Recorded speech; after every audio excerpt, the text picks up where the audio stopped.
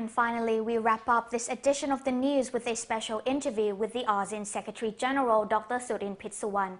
Our reporter Cr.Panu Wongcha-um spoke to Dr. Surin during the first day of the 17th ASEAN Summit in Hanoi and asked him about the summit's main agendas as well as the November 7th election in Myanmar.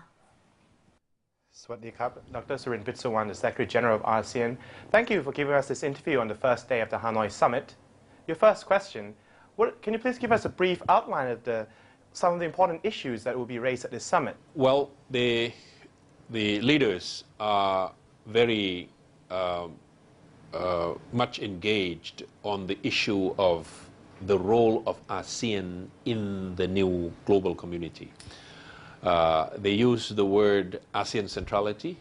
They use the word ASEAN as a driving force because the global shift on growth, on finance, on gravity of many Eissues. Dialogue partners would want to engage with us more. The EU would like to come into ASEM, into EAS. The United States is joining, the Russians are coming, so it seems to be a new evolution in the region that ASEAN would like to maintain its centrality, its leadership in the changing and evolving situation. So they came up with this package of arrangements that would make ASEAN more consolidated, more connected, and more enhanced in our capacity to really take the leadership role, or what I would call the balancing role and the modulating role of all these interactions going on in the region. It's called the ASEAN Connectivity Master Plan. In that master plan, there are about 700 projects of infrastructure, of institutional linkages, standards, procedures, customs, border passes, so that people can flow, so that goods can flow, services can be accessed to, that ASEAN would become seamless. And then they talk about people-to-people exchanges. They talk about education, human resource development, tourism. All these things are in order to make sure that ASEAN will maintain that centrality role that we have played in the region. We happen to be in the middle of two very big emerging markets, China and India. The fact that we are able to benefit from the synergy of both, and we are on the supply lines of both into the factories, into the industrial estates, production lines of both major economies, is because we have developed ourselves as a group, as a market, as a region, as an organization. So this will consolidate our role.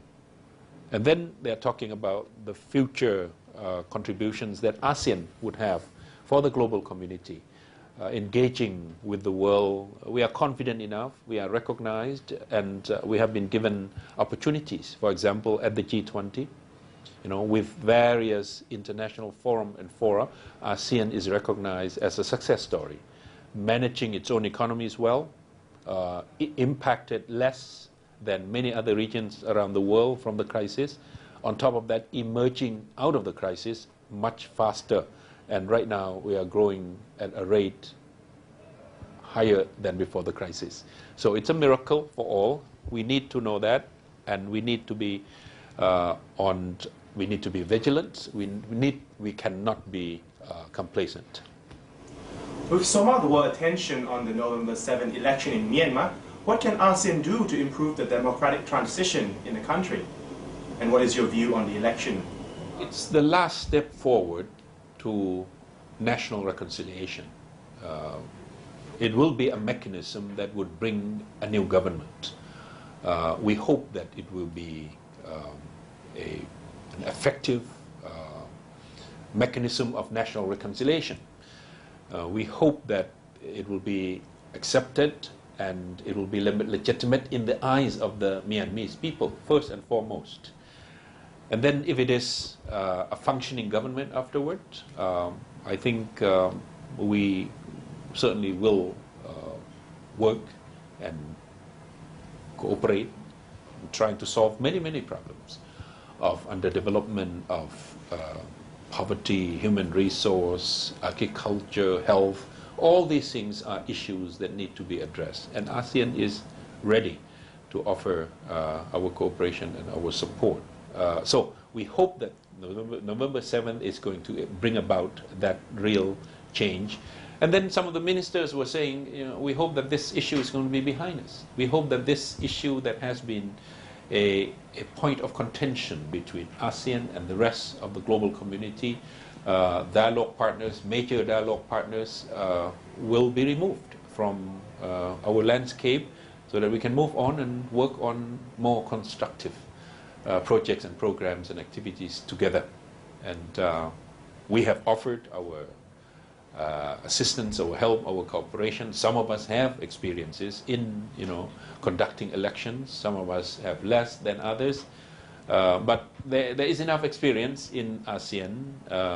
But only the first evening of the ASEAN foreign ministers getting together that we were informed that the representatives from embassies already inside Myanmar will be invited. So the ASEAN foreign ministers decided that, okay, ASEAN will take up the issue, the invitation seriously to the full, and they hope to have ASEAN diplomats from Yangon based, to go around the country and participate in the observation activities, along with representatives from the UN agencies.